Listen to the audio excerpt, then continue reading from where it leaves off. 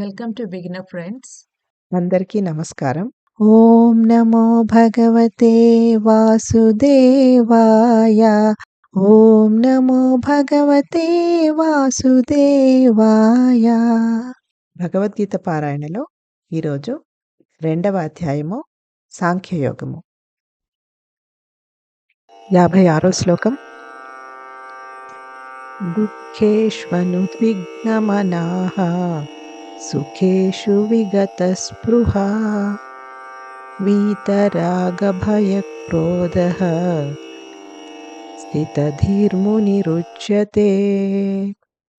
Meaning of the sloka is: one whose mind remains undisturbed in the middle of misery, who does not crave for pleasure, and who is free from attachment, fear, and anger, is called a sage of steady wisdom. In this verse, Sri Krishna describes sages of steady wisdom as Vita Raga, they give up craving for pleasure; Vita Bhaya, they remain free from fear; Vita Krodha, they are devoid of anger. An enlightened person does not allow the mind to harbor the material frailties of lust, anger, greed, envy, etc. Only then can the mind steadily contemplate on transcendence and be fixed in the divine. If one permits the mind to brood over miseries, then the contemplation on the divine ceases and the mind is dragged down from the transcendental level. The process of torture works in the same manner. More than the present pain itself, it is the memories of past pain and apprehension of future pain that torment the mind. But when mind drops these two and has to simply grope with the present situation, the pain surprisingly shrinks to a manageable size. It is well known that historically Buddhist monks adopted a similar technique for tolerating torture from invading conquerors. Similarly, if the mind craves external pleasures, it runs to the objects of enjoyment and is again diverted from divine contemplation.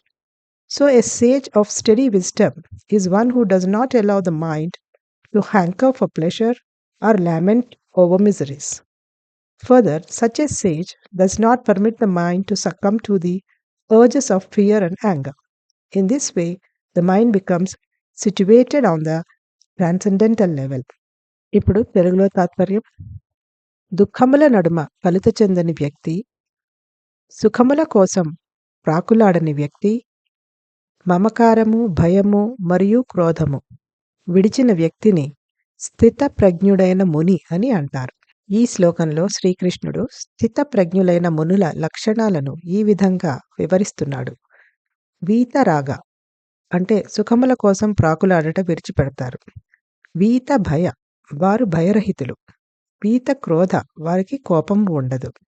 జ్ఞానోదయమైన వ్యక్తి తన మనస్సులోనికి ప్రాపంచిక బలహీనతలైన కామము, క్రోధము, లోభము, ఈర్ష్య మరియు ఇతర నకారాత్మక భావోద్వేగాలని రానివ్వడు. అప్పుడే మనసు సర్వోత్కృష్ట అస్తిత్వంపై చింతన మరియు భగవద్ధ్యాసలో స్థిరంగా ఉండగలదు. మనస్సుని దుఃఖాల గురించి చింతించడానికి అనుమతిస్తే భగవద్ధ్యాస ఆగిపోయి ఆధ్యాత్మిక స్థాయి నుండి క్రిందికి లాగివేయబడుతుంది. చిత్రహింస అంటే ఇలాగే ఉంటుంది. ప్రస్తుత బాధ కన్నా పాత హింసల బాధ జ్ఞాపకాలు, ఇక ముందు పెట్టే బాధల భయం ఎక్కువగా ఉంటుంది. కానీ ఎప్పుడైతే మనస్సు ఈ రెంటినీ వదిలివేసి ప్రస్తుత వేదనని తట్టుకోవడానికి ప్రయత్నిస్తే బాధ ఆశ్చర్యంగా బాగా తగ్గిపోయి మనం సహించగలిగే స్థాయిలోనే ఉంటుంది. చరిత్రలో బౌద్ధ సన్యాసులు ఇటువంటి పద్ధతుల ద్వారానే దండయాత్రకొచ్చిన శత్రువుల చిత్రహింసలను తట్టుకునేవారు. ఇదే విధంగా బాహ్య విలాసాల కోసం మనసు పరితపించినప్పుడు అది ఆయా భోగవస్తువుల కోసం పరుగులు పెడుతుంది మరియు మళ్ళీ మనసు భగవద్ధ్యాస నుండి పక్కకి పోతుంది. కాబట్టి సుఖాల కోసం వెంపర్లాడకుండా, దుఃఖాల పట్ల చింతించకుండా మనస్సుని కట్టడి చేసిన వాడు స్థితప్రజ్ఞుడైన ముని. ఇంకా అటువంటి యోగి భయము, కోపము వంటి భావోద్వేగాలకి తన మనస్సు వశం అయిపోకుండా చూసుకుంటాడు. ఈ విధంగా మనస్సు సర్వోత్కృష్టమైన స్థితిలోనే ఉంటుంది. Om Namo Bhagavate Vasudevaya.